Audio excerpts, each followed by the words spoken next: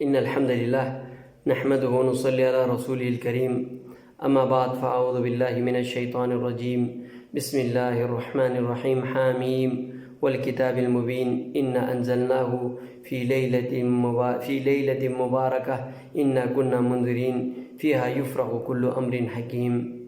سامعین محترم، اللہ تبارک و تعالیٰ سورہ دخان میں ارشاد فرماتے ہیں حامیم والکتاب المبین، یہ روشن کتاب، انا انزلناہ، ہم نے اس کو نازل کیا، فی لیلۃ مبارکہ، ایک بابرکت رات میں، انا کنا منذرین، ہم ہی ڈرانے والے ہیں، فیہا یفرق کل امر حکیم، اس رات میں ہر بڑے بڑے فیصلے ہونے والے ہیں.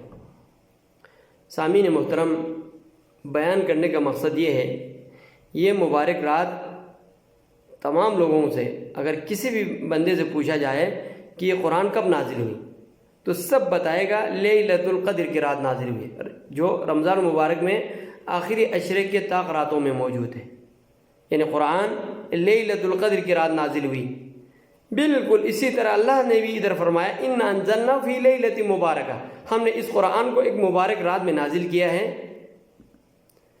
اور آگے فرمایا انا کنا منذرین فیہا یفرق کل امر حکیم، اور ہر بڑے بڑے فیصلے اس میں ہونا ہے.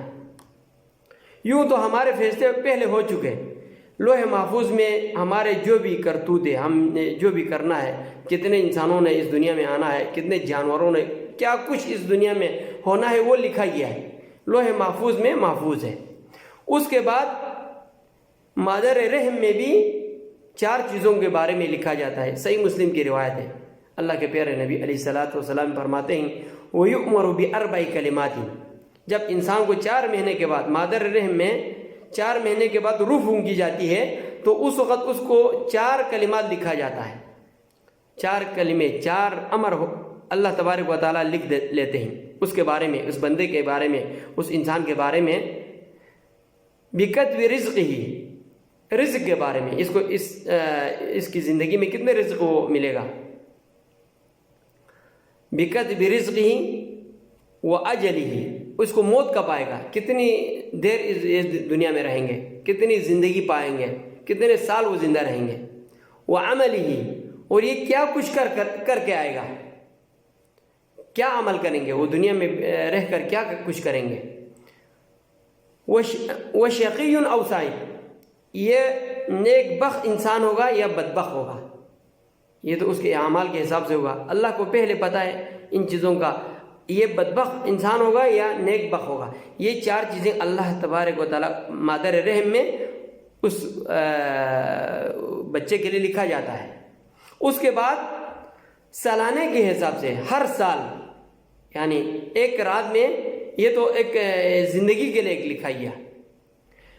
پہلی تو لوح محفوظ پورے عالم کے لیے، پورے دنیا میں جو کچھ ہونا ہے وہ لکھ لیا. اس کے بعد ایک بندے کا قسمت نصیب لکھا جائے گا، یعنی وہ کتنا رزق وہ پائے گا، وہ کتنا امیر ہوگا، کتنا غریب ہوگا، وہ کتنا دن دنیا میں رہیں گے، کتنے سال وہ جئیں گے، اور وہ کیا کچھ کر کے آئے گا، وہ بدبخت ہوگا یا نیک بخت ہوگا. اس کے بعد سالانہ کے اعتبار سے ہر سال اللہ تبارک و تعالیٰ ایک رات میں فیصلہ کریں گے اس سال وہ کیا کریں گے، یا اس سال وہ مریں گے، اس سال میں اس کو کتنا رزق دیا جائے گا، اس سال میں وہ کیا کچھ کر کے آئیں گے. یہ اللہ تبارک و تعالیٰ لکھا جاتا ہے ہر رات میں. ایک لیلہ مبارکہ ہے، اس رات میں لکھا جاتا ہے، وہ رات، اسی رات میں قرآن بھی نازل ہوئی ہے. تو وہ رات اگر کسی انسان سے بھی پوچھ لے تو لیلۃ القدر کی رات ہے. لیکن بعض لوگوں کو یہ غلط فہمی ہوئی، سمجھنے میں غلطی ہو گئی. وہ لوگ کہتے ہیں اس واضح نصوص کے ہونے کے باوجود، یعنی اس بات کو ایک 15 شعبان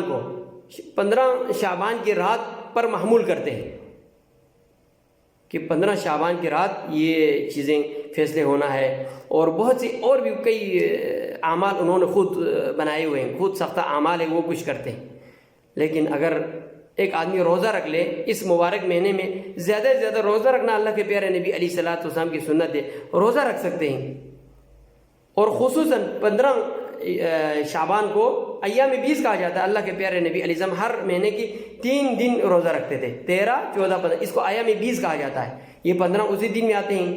لیکن رات جاگنے کا کوئی حدیث خصوصی کوئی حدیث اللہ کے پیارے نبی سے ثابت نہیں ہے. ہاں جو آدمی تہجد پہ اٹھنا چاہے، تہجد پڑھنا چاہے تو سال بھر زندگی بھر کھلا ہے، وہ تہجد پڑھ سکتے ہیں. لیکن اس 15ویں شعبان کو خصوصی طور پر ایک نام دے کر کوئی خاص نام دیا ہے، شب برات نام دیا ہوا ہے. شب برات اس کے لیے کوئی خاص نام ہے، اور بہت سی نامیں دے کر لوگوں نے اپنے خود ساختہ اعمال کرتے ہیں. لیکن یہ چیزیں اس میں کوئی ثبوت نہیں. اللہ کے پیارے نبی علیہ السلام سے کوئی صحیح حدیث اس کے رات جاگنے کی یا اس کے خصوصی طور پر روزہ رکھنے کی یا اس رات میں کوئی خاص عمل کرنے کی اللہ کے پیارے نبی سے کوئی حدیث ثابت نہیں ہے. اگر عمومی عمل کرنا چاہے، تہجد پڑھنا چاہے اور دن کو روزہ رکھنا چاہے، ایام 20 سے روزہ رکھ سکتے ہیں.